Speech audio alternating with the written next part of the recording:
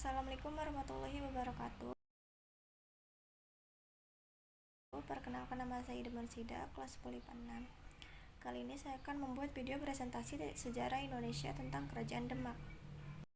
Kerajaan Demak, kerajaan Islam di Jawa. Para ahli memperkirakan Kerajaan Demak berdiri sekitar tahun 1950. Kerajaan Demak secara geografis terletak di Jawa Tengah.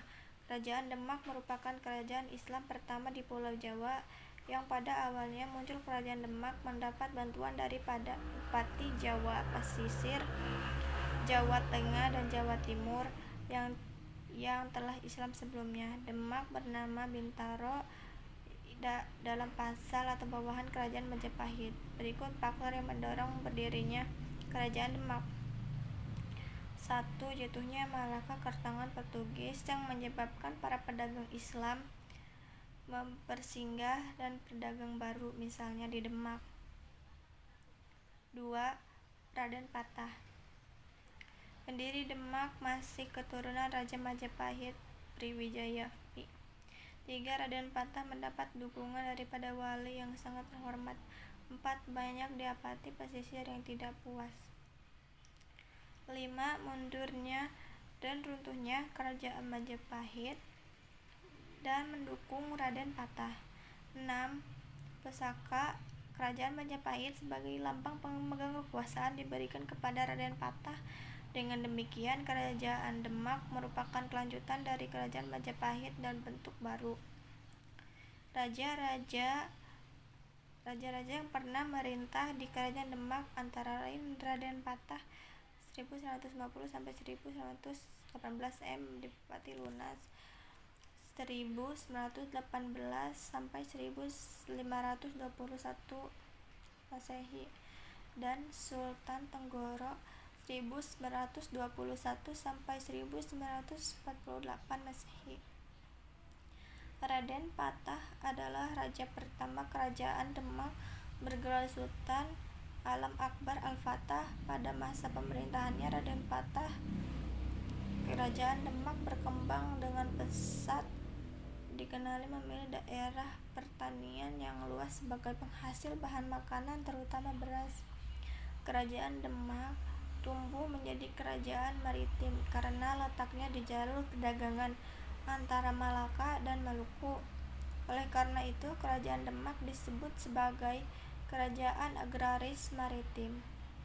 Adapun barang dagangan yang diekspor Kerajaan Demak antara lain beras dan madu. Barang tersebut diekspor ke Malaka, Maluku, dan Sumatra Pasela. Wilayah kekuasaan Kerajaan Demak pada masa pemerintah Raden Patah cukup luas, meliputi Jepara, Tuban, Sayu, Palembang, dan beberapa daerah di Kalimantan. Kemajuan Kerajaan Demak dipengaruhi oleh jatuhnya Malaka ke tangan Portugis. Oleh karena Malaka sudah dikuasai oleh Portugis, para pedagang yang tidak simpak dengan Portugis di Malaka berlatih ke pelabuhan-pelabuhan Kerajaan Demak. Selanjutnya, pelabuhan-pelabuhan tersebut berkembang menjadi pelabuhan transit lain sebagai pusat perdagangan. Kerajaan Demak tumbuh menjadi pusat penyebaran agama Islam. Pada masa pemerintahan Sultan Tenggoro, Kerajaan Demak mencapai puncak kejayaan dan agama Islam berkembang lebih luas.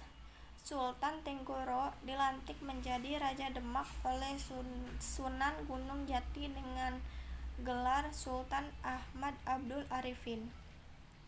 Pada tahun 1922 Masehi, Demak mengirim pasukan ke Jawa Barat yang dipimpin oleh Fatahillah. Tujuan pengiriman tersebut adalah mengagalkan terjadinya hubungan antara kerajaan Pajajaran dan Portugis. Fatahillah berhasil mengusir Portugis secara menduduk Banten dan Cirebon. Kemudian Fatahillah mengganti nama kepala Sunda Kepala menjadi